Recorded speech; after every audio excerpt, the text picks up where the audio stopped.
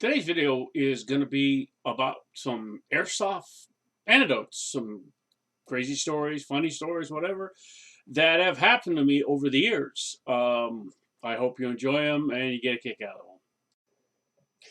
This is a story about a field that we went to. Uh, Now, this field was like a long, skinny rectangle with the staging area at one side and the field stretching out in front of it. Uh, Usually it was a tan versus green type thing. And in this particular game, tan was near the staging side, and on the back side was green. Now, this long, skinny rectangle, when you're looking at it from the staging area, on the left-hand side was a stream. Right in the middle was a helicopter and a building with a bridge across the stream. On the left side was this stream that went right in the middle and then cut across. On the right-hand side, the stream continued and went under the road, but it was swampy, messy, black, mud, blah. So this game, we're green and we're starting on the backside.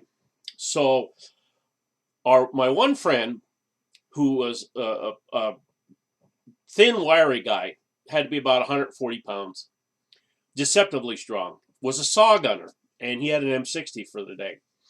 So he said he's going to sweep onto the one side there, which would be the muddy side on the right-hand side of the field, looking from staging. So we hear over the radio, "Hey guys, I need some help, I'm stuck."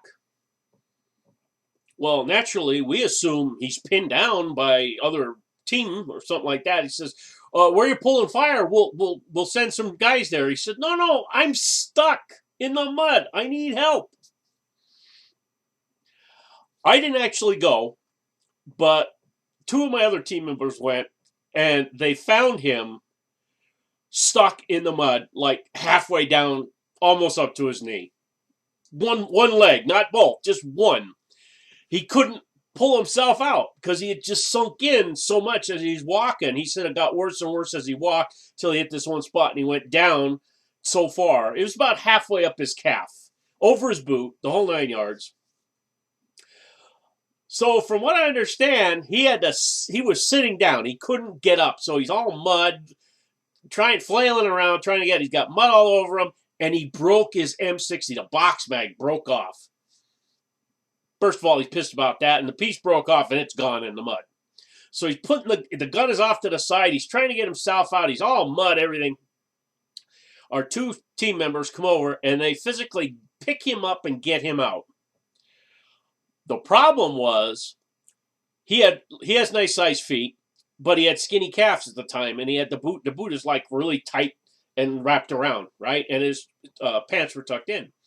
Well, the boot, his foot pulled out of the boot. All he had on was his sock. So now he's stepping on the mud, muddy, wetty, water, mud on his sock, and his boot is filling up with mud and water. Well, I guess they eventually got the boot out and helped him go to staging. Well, the boot is full of mud and water. His feet, his sock is muddy water. He's covered with mud all over, and his M60 is broke. He was disheartened for the day, and that was it for him. It was about 3/4 of the way through the day, and he said, "That's it. I'm done. I ain't doing it. That's it. I'm done for the day." For years after that, to the present day, all we have to do is mention that field, and he no, oh hell no, like that was a good field. Right after that, there was several events after that, open plays, events. And every time we would get to go there, he was like, "No, I ain't going. Hell no, I ain't going to that place no more." He would never go there. So in the present day, all we have to do is mention the name of that field, and we get such a nasty look from our teammate about this, and the story gets told to newer and newer members as we go through.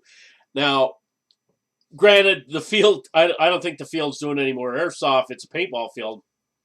And I don't know if they've changed anything or done anything, but I'll always remember that swampy area of the field we never went to that side anymore. I didn't mind even if I had to go through the creek because they had gone through there because it's about a foot deep. But I never, ever went to that muddy side where he got stuck before. So I thought you'd appreciate this story and take from it what you will. And as always, have a good day.